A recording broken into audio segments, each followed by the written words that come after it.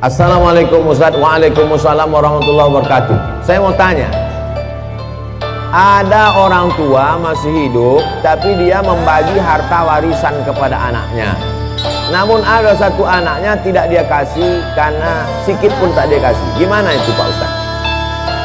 Kalau dibagi waktu masih hidup namanya hibah. Kalau dibagi masih hidup tapi diserahkan sesudah mati namanya wasiat. Wasiat tak boleh lebih dari total sepertiga harta. Itu ruko yang ada di Batam, ku kasih untuk kau, tapi nanti sesudah aku mati. Apa namanya? Wasiat. Ternyata harga ruko itu 1 miliar. Harga ruko 1 miliar, warisan dia totalnya 2 miliar. Maka yang sah untuk si anak hanya 666 juta. Yang 1,3 mesti tetap dibagi kepada ahli dua. Kalau serahkan masih hidup, ambillah bulat-bulat, namanya hibah, tak ada batasannya. Kalau diserahkan setelah mati namanya wasiat. Dibagikan ketika hidup baru diserahkan setelah mati namanya wasiat. Adapun pembagian harta warisan sesudah Nimda tema taya bawati. Jadi ini kenapa pula masih hidup sudah bagi harta warisan? Inilah gara-gara tak mengaji. Makanya kalau ada acara pengajian, jangan lagi pengajian arisan, judulnya sabar, tawakal. Pengajian arisan kita pada bulan Januari 2021 ini adalah tentang warisan. Apa itu warisan? Bagaimana pembagian warisan? Bolehkah warisan dibagi ketika hidup? Apa nama hibah? Apa itu wasiat? Supaya jangan salah kaprah. Ini banyak orang tua kalau udah cerita warisan, Bu, gimana masalah warisan? Jangan tanya warisan, aku belum mati lagi. Padahal setelah mati menyimpan warisan sama dengan bom atom, bom waktu yang akan meledak. Ini saya menduga bahwa si bapak ibu ini marah kepada anaknya yang satu ini, maka biar supaya jangan dapat dibaginya. Ini untuk kau, untuk kau. Adapun kau matilah kau tak dapat. Tak bisa. Maka kita kalau salah jangan salah 2 kali. Dulu salah kita karena tak mendidik dia. Dulu salah kita tak mengajar dia. Sekarang dia menjadi pemabuk, pecandu narkoba. Yang salah kita atau dia? Kita yang salah. Maka pembagian harta warisan hak dia ada pada harta kita, karena dia adalah anak kita. Dia tak pernah minta jadi anak kita, kita pun tak pernah minta dia jadi anak kita. Allah yang mengirimkan dia ke rahim ibu. Didik dia dengan baik. Kalau sudah dididik dengan baik tak juga baik. Takdir seperti Nabi Nuh punya anak Kan'an, tapi dia tetap punya jatah harta setelah kita meninggal. Bagilah menurut ilmu faraid pembagian harta warisan. Walakum nisfu ma taraka azwajukum illam yakul lahunna walad. Kamu suami dapat setengah harta istrimu kalau tak ada anak. Fa in kana lakum waladun falahunnar rubu'u. Kalau kamu punya anak maka istri dapat 1/4, istri dapat 1/8. Fa in kana lahunna waladun falakumur rubu'u.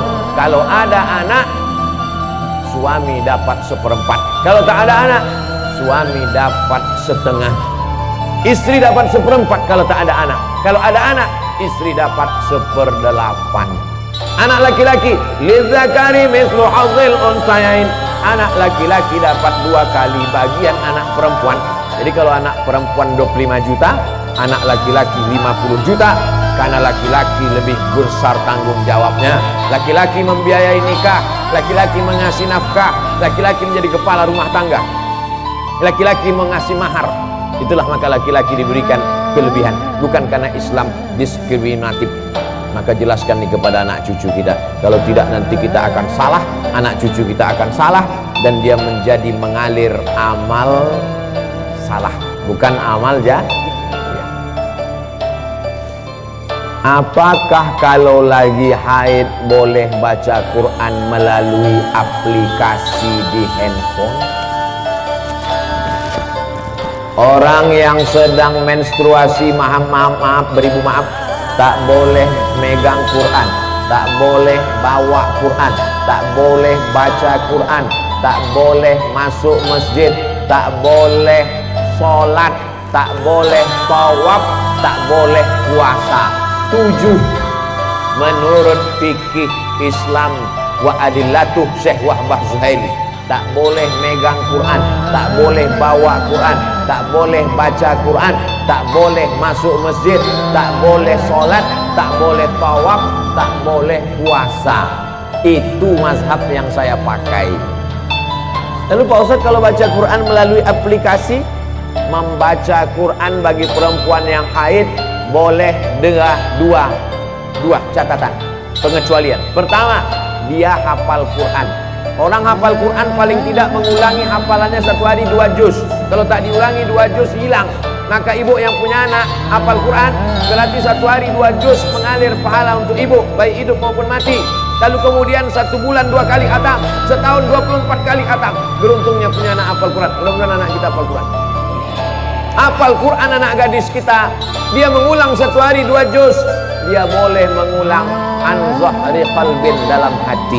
Maka nanti kalau ibu nampak ada anak ibu diam aja, itu dia sedang ngulang hafal. Kalau dia hafal Quran. Kalau tak hafal, tak tahulah kenapa dia. Yang kedua, guru boleh membaca walaupun sedang haid, tapi ayatnya potong-potong. Guru tahfiz di pesantren. Anak-anak baca ya. Innallaha la yastahi ayyab riba, potong-potong, dibacanya pangkal. Silakan baca. Innallaha la yastahi ayyab masalam. Paham? Tak boleh dia baca normal macam orang yang sedang dalam keadaan suci, karena Quran itu suci, sedangkan dia dalam keadaan haid, dalam keadaan kotor secara spiritual, bukan secara zohir.